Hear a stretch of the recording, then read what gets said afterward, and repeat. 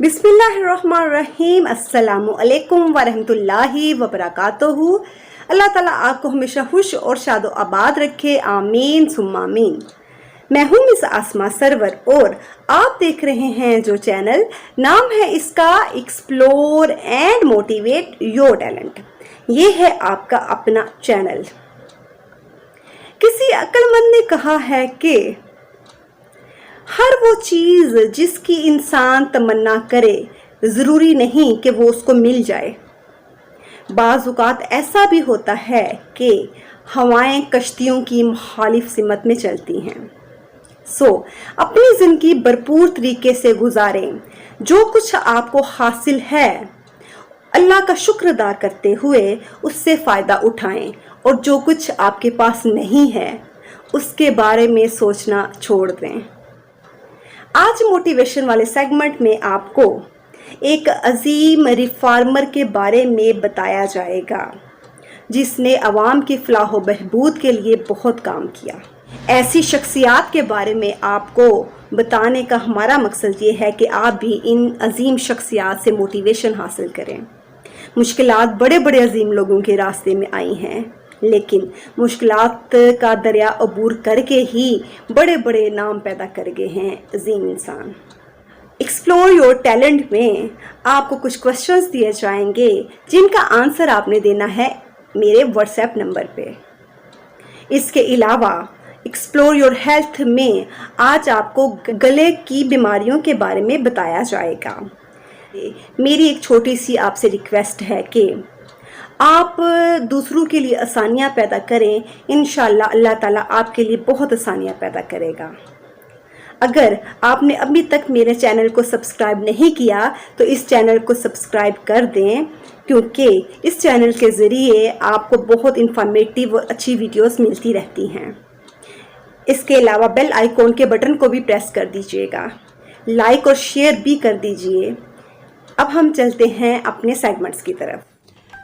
Today the IQ number 1 is Mughal बादशाह जलालुद्दीन अकबर जब तख्त के वारिस बने तो उनकी एज क्या थी? Your time start now.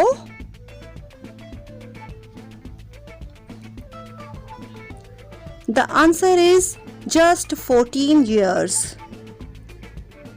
IQ number 2 is Kolar की सोने यानी गोल्ड की कानें किस कंट्री में हैं? Your time start now.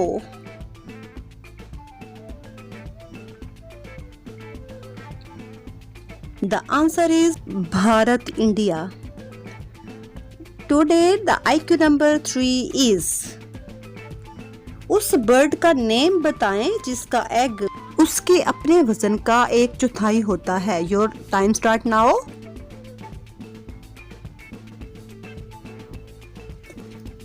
And the answer is kiwi.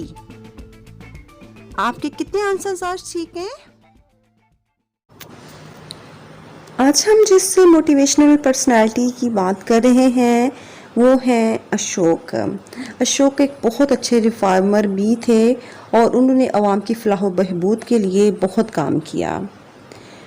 वो चंद्रगुप्त मौर्य के पोते थे और वो अपने वालिद बिंदुसारा की वफ़ात के बाद 272 कबल मसीह में तख्त नशीन हुए। एक अजीम सल्तनत उन्हें विरासत में मिली। उन्होंने अपने दादा चंद्रगुप्त की तरह बहुत अच्छे अंदाज से हुकूमत की। उन्होंने उड़ीसा की रियासत 261 कबल मसीह में फ़तह की। इस जंग में तकरीबन 1 लाख आदमी मारे गए।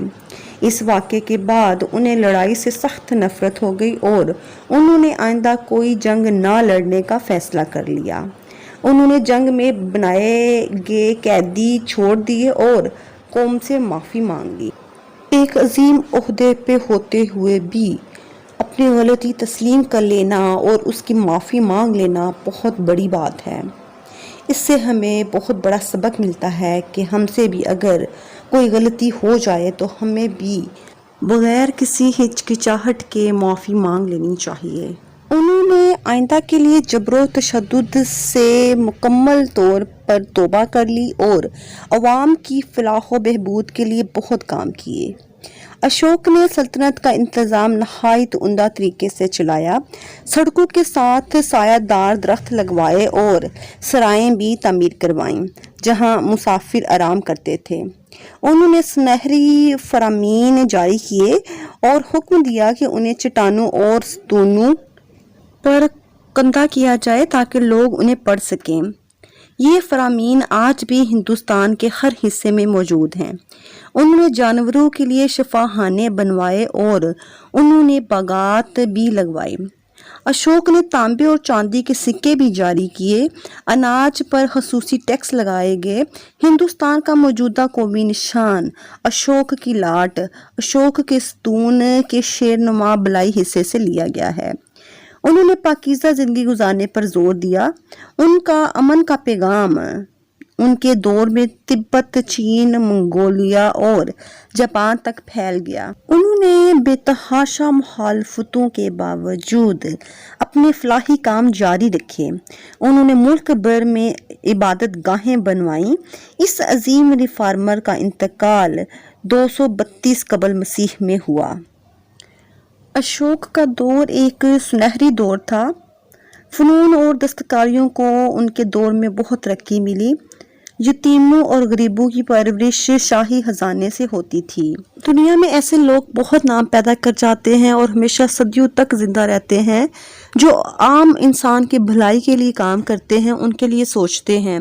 जब आप एक बहुत बड़े ओहदे पे हों, आप जब बहुत बड़ी जिम्मेदारी पे हों, उसके मौके पे अगर आप एक दूसरों का काम करते हैं तो इसके लिए आपको सदियों बाद भी याद रखा जाता है। अच्छे काम करने के रास्ते में अगर कोई मुश्किल आए तो उसका डट के मुकाबला करना चाहिए और उन मुश्किलात से घबराना नहीं चाहिए। हमें अच्छे काम अपने जारी रखने चाहिए।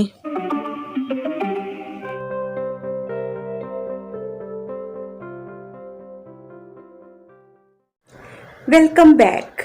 गले के अमराज की अलामात में गले का भारीपन, गले में रुकावट, सांस लेने में दिक्कत, बुखार, सर दर्द, थकावट, आवाज का बैठ जाना, ये सब अलामतें गले में खराबी की अलामतें हैं। इसकी वजूहात में बासी चीज़ें खाना, मिर्च मसाले वाली चीज़ें ज़्यादा खाना, तली हुई चीज़ें खाने के बाद ठंडा पानी पी लेना, थायराइड गदूद में खराबी पैदा हो जाना, गंदी हवा, गंदा पानी, बासी चीज़ें खाना, बासी और ठंडी खाने की चीज़ें। अब हम इसके नेचुरल ट्रीटमेंट की बात करते हैं। ज़्यादातर जूस पे गुजारा करें, मतलब फाका करें जूस के ऊपर। जूस में क्या चीज़ें होनी चाहिए? आपने अनानास, पपीता, शहतूत, अंजीर, सेब, मेथी और लहसुन का इस्तेमाल ज़्यादा करना है। अंगूर गले की आवाज़ को आला बना देता है। गले की खराश को दूर करने के लिए तुलसी और अदरक का रस शहद में मिलाकर चाटें। गला बैठ जाए या सूज जाए तो ताज़ा पानी में नींबू का रस मिलाकर उसके गरारे करने से बहुत फ़ायदा होता है। मेथी दाने के काढ़े से गरारे करने से छाले ठीक हो जाते हैं। अगर किसी चीज़ के निगलने में दर्द होता है तो नीले रंग की बोतल में पानी डाल के उसे सूरज की छांव के सामने रख दें और जब वो तप जाए तो उस तपे हुए पानी से गरारे करें। इसके अलावा गले का गर्म ठंडा सेक भी करें। ज़्यादा बोलने से गला दुखने लगता है, उस वक्त तुलसी के रस में शहद मिलाकर चाटें। जोर से तकरीर करने से गला बैठ जाए तो सूखे अंजीर को पानी में उबालकर उस पानी से गरारे करें। गले के अमराज से बचने के लिए शहादत की उंगली और अंगूठे के दरमियान मालिश किया करें। आपको मेरी आज की वीडियो कैसी लगी आप मुझे लाजमन मेरे व्हाट्सएप नंबर पे बताइएगा, कमेंट्स में भी बताइएगा और don't forget to like, share and subscribe my channel and hit the bell icon first. इंशाल्लाह बहुत जल्द एक नई मोटिवेशनल वीडियो के साथ मुलाकात होगी। तब तक आप अपना और अपने आसपास सबका बहुत ख्याल रखें, खुद भी खुश रहें और दूसरों को भी बहुत खुश रखें। इंशाल्लाह एक नई मोटिवेशनल वीडियो के साथ मुलाकात होगी। तब तक के लिए मुझे इजाज़त दीजिए। अल्लाह हाफिज़।